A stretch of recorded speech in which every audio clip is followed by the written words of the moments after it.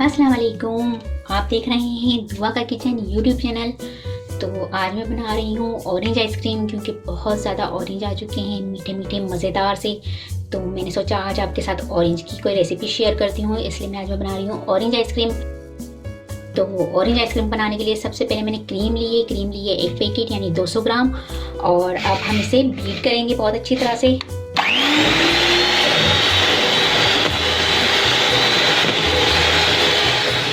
ये देखिए क्रीम को हमने इतना बीट किया है कि ये दिखने में डबल हो चुकी है। तो ये क्रीम हमने बीट कर ली है बहुत अच्छी तरह से। साइडों से पहले साफ कर लेते हैं। अब यहाँ पर मैंने कंडेंस मिल्क लिया है। यहाँ पर मैंने कंडेंस मिल्क लिया है। कंडेंस मिल्क जो है हमारा होममेड है, तो इसकी जो लिंक है मैं आपको डिस्क्रिप्शन में दे दूंगी, वो मैं डाल दूंगी। वो मैंने लिए 100 ग्राम के करीब टेन लिया है मैंने कंडेंस मिल्क। मिक्स कर लेंगे इसे। और इसके अलावा 2 ऑरेंज का जूस लिया है मैंने, वो ये इसमें डाल दूंगी मैं।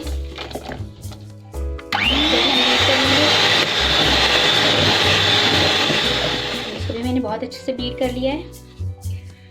तो हम इसे क्लीन कर लेंगे साइडों से। यहाँ पर मैंने एक एयर टाइट कंटेनर ले लिया है और इसमें मैं ये डाल दूंगी हमारा जो आइसक्रीम का हमने सारा शेक तैयार किया है, वो इसमें डाल देंगे। और इसे मैं कवर कर दूंगी। कवर करके इसे मैं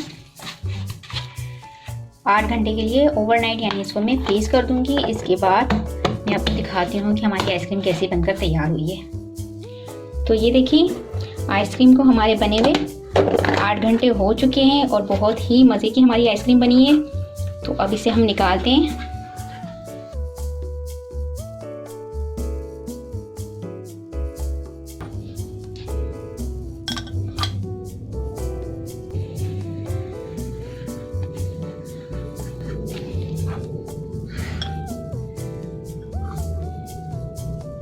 तो ये देखिए मज़ेदार सी हमारी ऑरेंज आइसक्रीम बनकर तैयार हो चुकी है।